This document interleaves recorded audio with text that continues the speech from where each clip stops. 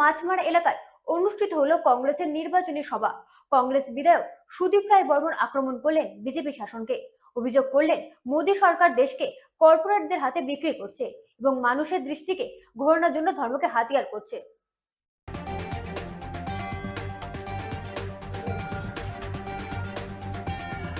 কর্পোরেটরা যেভাবে দেশকে গ্রাস করছে তা আগামী দিনে দেশের জন্য ভয়ঙ্কর বিপদ ডেকে আনছে। মোদী সরকার আরো কয়েক বছর শাসন করলে টুকরো টুকরো হবে ভারতবর্ষ।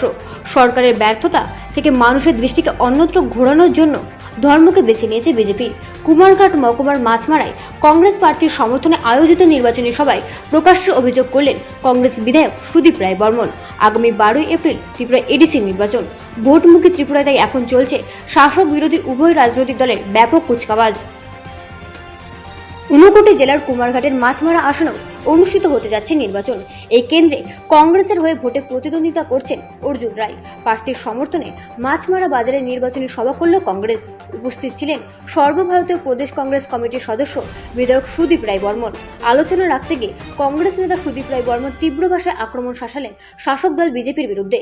বিজেপির শাসনে সাধারণ মানুষের রোজগার এবং বাণিজ্যিক অবস্থা নিয়ে প্রশ্ন তোলেন তিনি।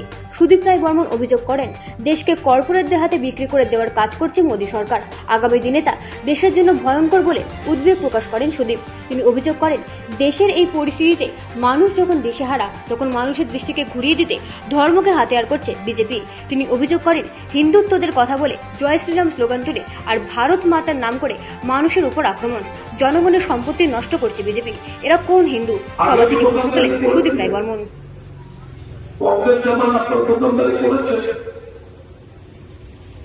বলুন 2004, 5, 6, 7, 8, 9, 10 থেকে 10 বছর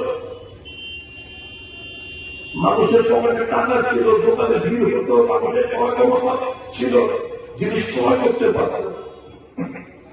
এখন মানুষের ক্রয় ক্ষমতা কমে গেছে, জিনিসপত্র দাম বাড়ছে।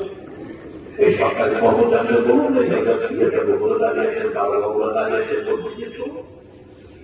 কি পরিমাণে ঠকছে। এদের হয়তো বিধানসভা সূত্রে প্রায় কথা কে আমরা বলি, আমরা আলোচনা করি, শিক্ষিত বেকারদের সাথে আমরা আলোচনা করি।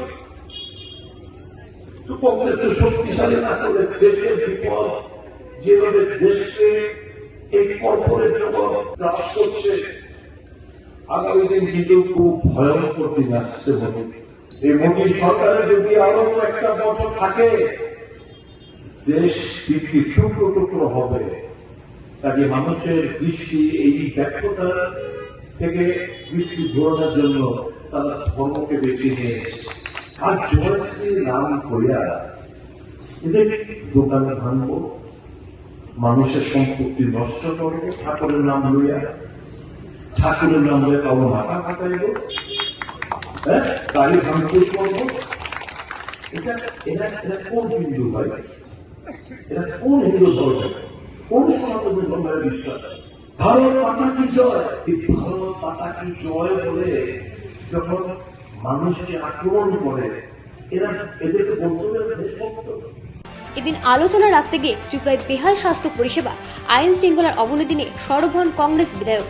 সমতলে সরকারের শরিক বিজেপি ও তীব্রা মথার নেতা কর্মীরা অশান্তি সৃষ্টি করছে বলে এদিন অভিযোগ করেন সুদীপ রায় বর্মন। তিনি দাবি করেন, তাদের সংঘর্ষের ফলে রক্ত ঝরছে এই রাজ্যের সাধারণ মানুষের, নষ্ট হচ্ছে সাধারণ মানুষের সম্পত্তি, দোকানপাট ভাঙচুর, গাড়িতে অগ্নিসংযোগের ঘটনা ঘটেছে প্রতিনিয়ত।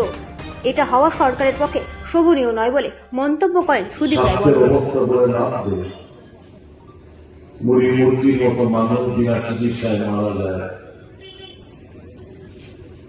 রাজ্যটা একটা ললেস পরিস্থিতির মধ্যে দিয়ে চলছে, আইন শৃঙ্খলার চরম অবনতি।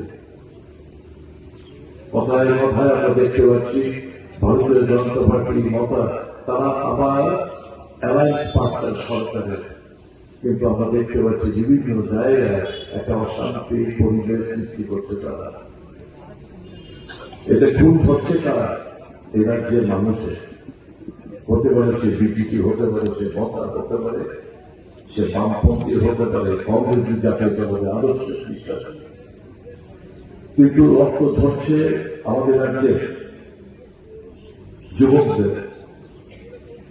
গাড়ি ভাঙচুর হচ্ছে, সম্পত্তি নষ্ট হচ্ছে, দোকানপাট আগুন দিয়ে জ্বালিয়ে দেওয়া হচ্ছে, সুরক্ষা কাটা হচ্ছে আমার এই রাজ্যের লোকেদের। এটা হওয়া একটা সরকারের পক্ষে শোভনীয় না। সবাই অন্যান্যদের মধ্যে উপস্থিত ছিলেন প্রদেশ কংগ্রেস কমিটির সাধারণ সম্পাদক তরুণ শাহ, সম্পাদক সত্যবান দাস, ঊনকোটি জেলা মহিলা কংগ্রেসের সভানেত্রী ফুলকুমারী গোস্বামী, পাবিয়াছড়া ব্লক কংগ্রেস সভাপতি অসিত দেব, কংগ্রেস প্রার্থী অর্জুন রায় সহ অন্যান্য কংগ্রেস নেতৃত্বরা। সভা থেকে আগামী এডিসি নির্বাচন কংগ্রেস প্রার্থীদের জয়ী করার আহ্বান জানান নেতৃত্বরা। ব্যুরো রিপোর্ট, রাত दिन न्यूज नेटवर्क। अरे भैया कहाँ हैं आप?